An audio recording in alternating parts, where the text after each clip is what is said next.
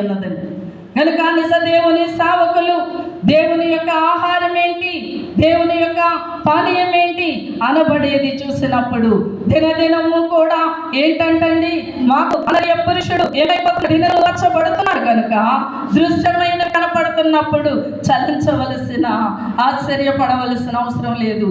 దీనికి ఒక కర్త ఉన్నాడు, ఒక బలమైన దేవుడు ఉన్నాడు, ఒక దుర్గమైన దేవుడు ఉన్నాడు, ఒక స్తూపాన్ని స్థాపించిన దేవుడు ఉన్నాడు, గొడుగును పరిచిన దేవుడు ఉన్నాడు, దానికి 5 రంగులు పెట్టిన దేవుడు ఉన్నాడు, దాని మీద నిశ్చలమైన జెండాను ఎగరవేస్తున్నటువంటి మహాదేవుడు ఉన్నాడు.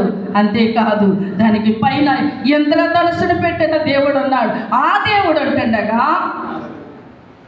చెప్పండి, ఆ దేవుడు అంటుండగా మనకి ఏ దృశ్యాలకి కూడా చలించవలసిన అవసరము లేదు అని చెప్తున్నారు. చదవండి తర్వాత.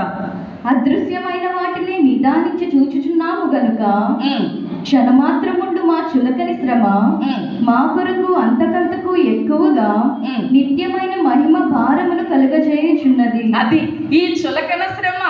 ఈ శ్రమ ఎంత భయంకరమైన శ్రమ అనిపిస్తున్నారు. ఆ శ్రమంతటిని పౌలయ్య గారు ఏమంటున్నారో తెలుసా?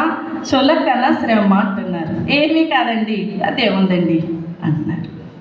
మరి యేసుక్రీస్తు ప్రభు పొందిన జయమే ఎల్లవారిగా ఏం చూస్తున్నారు? ఆయన పొందిన జయము, ఆయన పొందిన పునరుత్థానము, ఆయన పొందిన మహిమను చూస్తున్నారు. ఆ మహిమ కొరకు ఈ లోకములు ఇది చులకన శ్రమ. ఈ చులకన శ్రమ మమ్మల్ని ఎక్కడికి తీసుకెళ్తుందంటే నిత్యమైన మహిమలోనికి తీసుకుని వెళ్తుంది. దేవునికి మహిమ కలుగును గాక. మేఘములపై భర్తీస్తూ మేఘములపై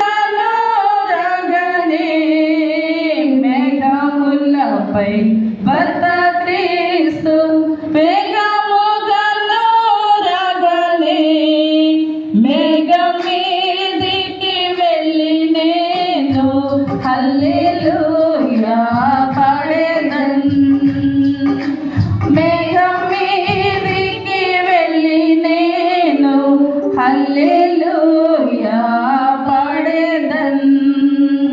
మేఘాల మీదకి వెళ్ళడానికి మహిమ స్వరూపుడైన యేసయ్య రారాజుగా వరుడుగా ఆయన యందు శ్రమపరచబడిన వారిని మహిమ నుండి అధిక మహిమలోనికి తీసుకుని వెళ్ళే కృప ఆయన పట్టుకుని వస్తున్నారు.